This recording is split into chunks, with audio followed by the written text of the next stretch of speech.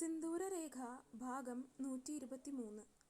സൂര്യൻ പറഞ്ഞത് കേട്ടിട്ടും മനുവിന് പെട്ടെന്ന് അത് പൂർണ്ണമായിട്ടും അങ്ങ് വിശ്വസിക്കാൻ മനസ്സനുവദിക്കുന്നില്ലായിരുന്നു. ഒരു നിമിഷത്തേക്ക് അവനതെല്ലാം വിശ്വസിച്ചിരുന്നു.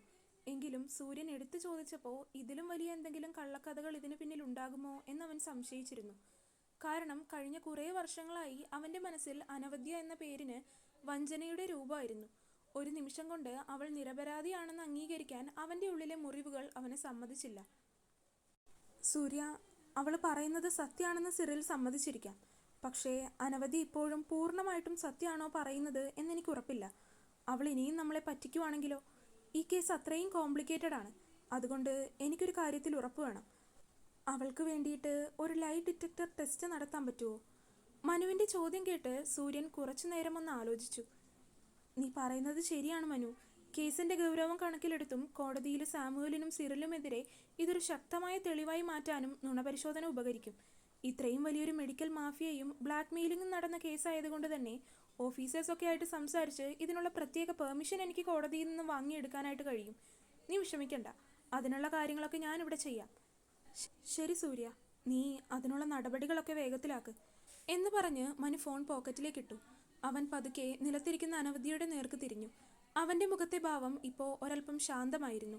അവൾ പറഞ്ഞത് സത്യമാണെന്ന് തെളിഞ്ഞതിൻ്റെ ഒരു ആശ്വാസം ഉള്ളിലുണ്ടെങ്കിലും അത് പുറത്തു കാണിക്കാതെ അവൻ ഗൗരവത്തിൽ തന്നെ നിന്നു. ഇനിയും അവളോട് ദേഷ്യപ്പെട്ടിട്ട് കാര്യമില്ലെന്നും അവളെ വിശ്വസിപ്പിച്ച് കൂടെ നിർത്തുകയാണ് തൻ്റെ ലക്ഷ്യമെന്നും മനുവിന് മനസ്സിലായി. മനു അനവധ്യയ്ക്ക് നേരെ തൻ്റെ കൈ നീട്ടി.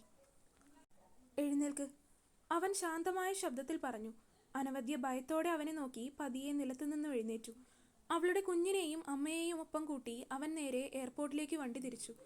വഴിയിലുടനീളം മനു കടുത്ത നിശബ്ദതയിലായിരുന്നു.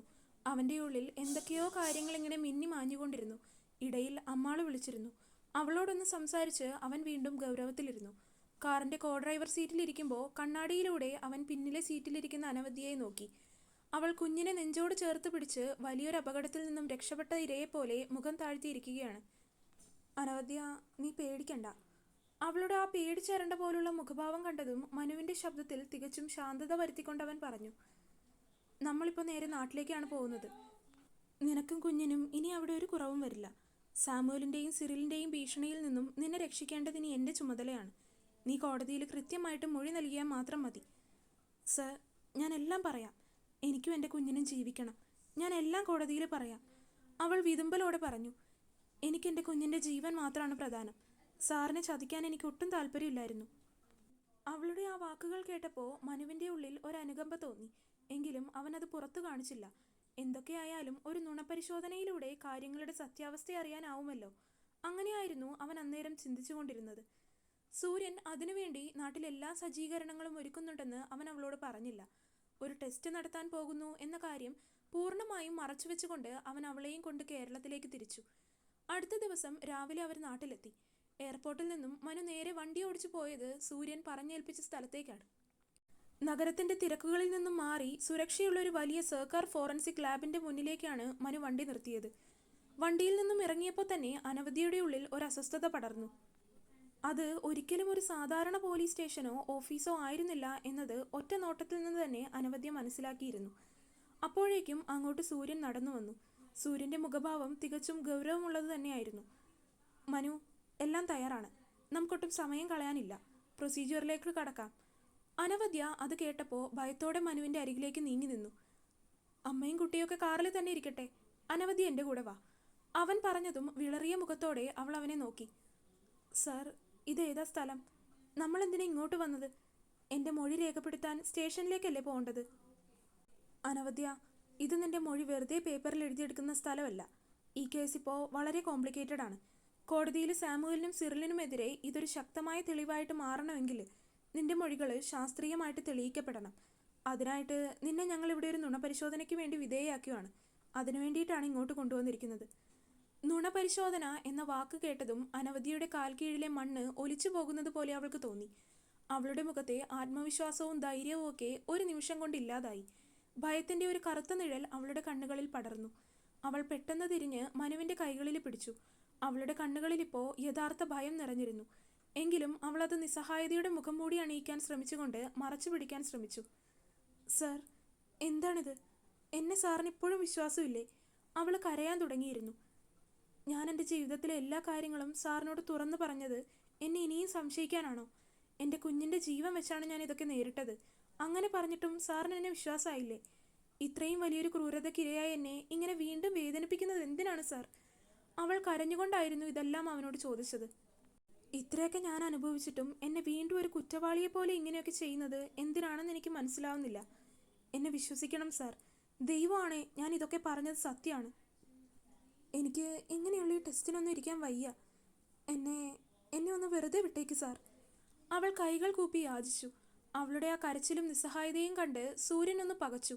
എങ്കിലും മനു ശാന്തനായി അവളുടെ മുന്നിലേക്ക് വന്നു. അവൻ അവളുടെ തോളിൽ കൈവച്ചു. അനവദ്യ. മനുവിൻ്റെ ശബ്ദം ഇപ്പോഴും ശാന്തമായിരുന്നു. ഞാൻ നിന്നെ വിശ്വസിക്കുന്നുണ്ട്. പക്ഷേ കോടതിക്ക് വികാരങ്ങളല്ല, തെളിവുകളാണ് പ്രധാനം. സാമുവലും സിറിലും വലിയ വലിയ വക്കീലന്മാരെ വെച്ച് നിന്റെ മൊഴികൾ കള്ളമാണെന്ന് വാദിക്കും. അന്ന് നിന്നെ രക്ഷിക്കാൻ എൻ്റെ കയ്യിൽ ഈ ഒരു തെളിവ് മാത്രമേ കാണൂ. നീ സത്യമാണ് പറയുന്നതെങ്കിൽ നിനക്ക് ഈ മെഷീനെ പേടിക്കേണ്ട കാര്യം എന്താണ്? നീ ധൈര്യമായിട്ട് തന്നെ ഈ ടെസ്റ്റിന് വിധേയാകുക. അതോടെ സാമുവലിൻ്റെയും സിറിലിൻ്റെയും ഒക്കെ അന്ത്യം കുറിക്കപ്പെടും. എല്ലാം അവസാനിക്കും. അതിനു മുന്നിൽ അനവദ്യയ്ക്ക് മറുപടിയില്ലായിരുന്നു. താൻ ഇതിൽ നിന്നും ഒഴിഞ്ഞു മാറിയാൽ അത് ചിലപ്പോൾ താൻ പറഞ്ഞത് നുണയാണ് എന്നവർക്ക് തോന്നും. ശരി സാർ. സാറിന് എൻ്റെ സത്യസന്ധത തെളിയിക്കാൻ ഇതാണ് വഴിയെങ്കിൽ ഞാൻ ഇതിന് തയ്യാറാണ്. എനിക്ക് ആരോടും ഒന്നും ഒളിക്കാനില്ല, അവൾ ധൈര്യത്തോടെ തന്നെ പറഞ്ഞു. ഫോറൻസിക് ലാബോറട്ടറിയിലെ ഇരുണ്ട മുറിയിലേക്ക് അനവദ്യയെ കൂട്ടിക്കൊണ്ടുപോയി. മുറിയുടെ നടുവിലായി ഒരു പ്രത്യേക കസേരയുണ്ടായിരുന്നു. അവളുടെ ഹൃദയമിടിപ്പ് അളക്കാനുള്ള സെൻസറുകളും ശ്വാസഗതി പരിശോധിക്കാനുള്ള ബെൽറ്റുകളും രക്തത്തിൻ്റെ സമ്മർദ്ദം അളക്കാനുള്ള കഫും അവളുടെ ശരീരത്തിൽ ഘടിപ്പിച്ചു. അവളുടെ വിരൽത്തുമ്പുകളിൽ ഇലക്ട്രോഡുകൾ ഘടിപ്പിക്കുമ്പോൾ അവളുടെ ഉള്ളിൽ ഭയത്തോടെ ഒരു വിറയൽ കടന്നുപോയിക്കൊണ്ടിരുന്നു. മുറിക്ക് പുറത്തുള്ള വൺ വേ ഗ്ലാസ് വിൻഡോയിലൂടെ മനുവും സൂര്യനും മെഡിക്കൽ ഓഫീസറും എല്ലാം കൃത്യമായി നിരീക്ഷിക്കുന്നുണ്ടായിരുന്നു. മുറിക്കുള്ളിൽ നടക്കുന്ന ഓരോ ചലനങ്ങളും കമ്പ്യൂട്ടർ സ്ക്രീനിലെ ഗ്രാഫുകളായി തെളിഞ്ഞു തുടങ്ങി. അങ്ങനെ ടെസ്റ്റ് ആരംഭിച്ചു. ഫോറൻസിക് ഓഫീസർ ശാന്തമായ ശബ്ദത്തിൽ ചോദ്യങ്ങൾ ചോദിക്കാൻ തുടങ്ങി. ആദ്യമൊക്കെ അവളുടെ പേര്, പ്രായം, മാതാപിതാക്കളുടെ വിവരങ്ങൾ തുടങ്ങിയ സാധാരണ ചോദ്യങ്ങളായിരുന്നു. അപ്പോഴെല്ലാം മെഷീനിലെ നീലയും പച്ചയും വരകൾ കൃത്യമായി മുന്നോട്ട് നീങ്ങി. അനവദ്യ തൻ്റെ ശ്വാസം അടക്കി പിടിച്ച് മനസ്സിനെ നിയന്ത്രിക്കാൻ പരമാവധി ശ്രമിച്ചുകൊണ്ടിരിക്കുകയായിരുന്നു. പെട്ടെന്ന് ഓഫീസർ പ്രധാന ചോദ്യങ്ങളിലേക്ക് കടന്നു. പുറത്തുനിന്ന മനുവിൻ്റെ ശ്വാസം ഒന്ന് നിലച്ചു. അനവദ്യ, 2 വർഷം മുൻപ് തൃശ്ശൂരിലെ ഹോട്ടൽ റൂമിൽ വെച്ച് സാമുവൽ നിന്നെ ക്രൂരമായി പീഡിപ്പിച്ചു എന്ന് നീ പോലീസിന് മൊഴി നൽകിയിരുന്നു. അത് പൂർണ്ണമായിട്ട് സത്യമാണോ? ഓഫീസറുടെ ചോദ്യം ആ മുറിയിൽ മുഴങ്ങി. അനവദ്യ കസേരയുടെ കൈകളിൽ മുറുകെ പിടിച്ചു. അതെ സാർ, സത്യമാണ്. സാമുവൽ എന്നെ ഉപദ്രവിച്ചു, അവൾ ഉറച്ച ശബ്ദത്തിൽ പറഞ്ഞു. പക്ഷേ അവൾ പറഞ്ഞു തീർന്നതേയുള്ളൂ. കമ്പ്യൂട്ടർ സ്ക്രീനിലെ ഗ്രാഫുകൾ ഭ്രാന്തമായി മുകളിലേക്കും താഴേക്കും ചലിക്കാൻ തുടങ്ങി. ചുവന്ന ലൈറ്റുകൾ മിന്നിമറഞ്ഞു. അവളുടെ heart beat and blood pressure ഭയങ്കരമായി ഉയർന്നു എന്ന് മെഷീൻ കാണിച്ചു. പുറത്തുനിന്ന മെഡിക്കൽ ഓഫീസർ വിളിച്ചു പറഞ്ഞു. Sir, she's lying. അവൾ കള്ളം പറഞ്ഞുകൊണ്ടിരിക്കുകയാണ്. ആ ചോദ്യം കേട്ടപ്പോൾ അവളുടെ ശരീരത്തിലെ എല്ലാ പാരാമീറ്റേഴ്സും മാറിയിരിക്കുന്നു. അവൾ നുണയാണ് പറയുന്നത്. അനവദ്യയ്ക്ക് അത് കേൾക്കാനാവില്ലെങ്കിലും മനു അത് കേട്ടപ്പോൾ തന്നെ അവൻ്റെ കണ്ണുകൾ ദേഷ്യം കൊണ്ട് ചുവന്നു. അവൻ ഗ്ലാസ്സിലേക്ക് നോക്കി പല്ലിറുമ്മി. അപ്പോഴേക്കും ഓഫീസർ അടുത്ത ചോദ്യം ചോദിച്ചു. അനവദ്യ, നീ കള്ളം പറയുവാണ്. അന്ന് ആ മുറിയിൽ വെച്ച് നിന്നെ ആരും പീഡിപ്പിച്ചിട്ടില്ല. നീ ഡോക്ടർ മാനവിനെ കെണിയിൽപ്പെടുത്താൻ വേണ്ടി ബോധപൂർവ്വം ഉണ്ടാക്കിയ നാടകമായിരുന്നു അത്, അല്ലേ? അതേന്ന് പറയ്. അനവദ്യയുടെ നെറ്റിയിൽ വിയർപ്പ് തുള്ളികൾ പൊടിഞ്ഞു. അവൾ ഇല്ലെന്ന് തലയാട്ടാൻ നോക്കി. അല്ല സാർ, ഞാൻ... പക്ഷേ മെഷീനിലെ BP റേറ്റും പൾസും അവൾ കള്ളം പറയുകയാണെന്ന് വീണ്ടും വീണ്ടും ഉറപ്പിച്ചു പറഞ്ഞു. ശാസ്ത്രീയമായ തെളിവുകൾക്ക് മുന്നിൽ അവളുടെ അഭിനയത്തിന് പിടിച്ചു നിൽക്കാൻ കഴിഞ്ഞില്ല. തുടരും. അപ്പോൾ വീഡിയോ കണ്ടവരെല്ലാവരും വീഡിയോ ലൈക്ക് ചെയ്യുക. നിങ്ങളുടെ അഭിപ്രായങ്ങൾ എന്തായാലും അത് കമൻ്റായിട്ട് അറിയിക്കുക. ചാനൽ ഇതുവരെ സബ്സ്ക്രൈബ് ചെയ്യാത്തവരുണ്ടെങ്കിൽ സബ്സ്ക്രൈബ് ചെയ്യുക. അടുത്ത പാർട്ടുമായിട്ട് നാളെ തന്നെ വരാട്ടോ. ബൈ.